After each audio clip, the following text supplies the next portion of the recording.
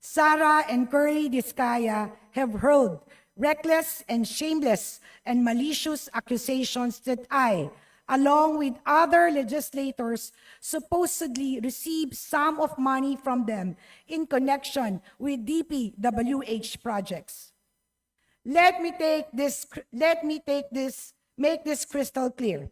These are outright lies and baseless accusation.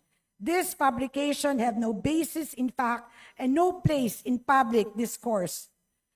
Daming tumawag sa akin while in a basic education committee hearing.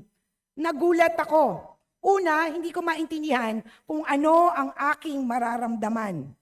Kasi ni Anino, ni Sara o ni Curly Discaya, di ko nakita. I have never spoken to them, nor have I ever authorized or allowed any representative to deal with them. Panahon pa lang ng pagputok ng issue ng flood control na ipaliwanag na ng representasyong na ito sa isang committee hearing sa Metro Manila Development ng DPWH na nag-e-elect ng project. Ituloy natin ang susunod na kabanata. Ang pag-a-advertise ng project sa PhilJeps, ang nagsiset ng date ng bidding, ang bidding itself, ang pagbabayad sa mga kontraktor, ay lahat nasa DPWH. I do not have any hand in any of the process. Ang paratang ng mga Diskaya ay walang basihan. Hindi lang ito direktang pag-atake sa aking karangalan, kundi insulto sa aking mga kadistrito sa Lungsod Quezon na naghalal sa akin upang paglingkuran sila ng may buong katapatan at integridad.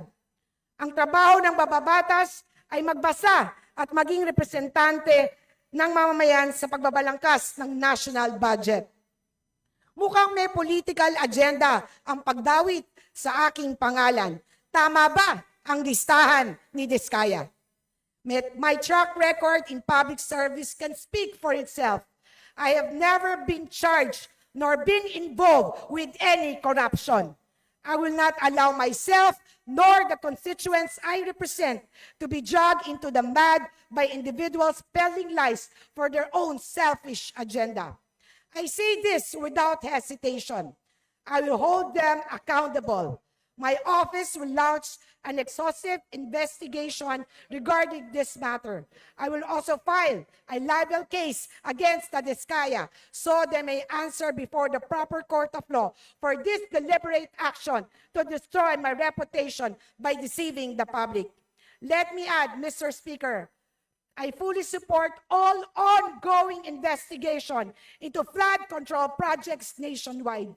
Hindi ako papayag na nakawin ang pera ng taong bayan.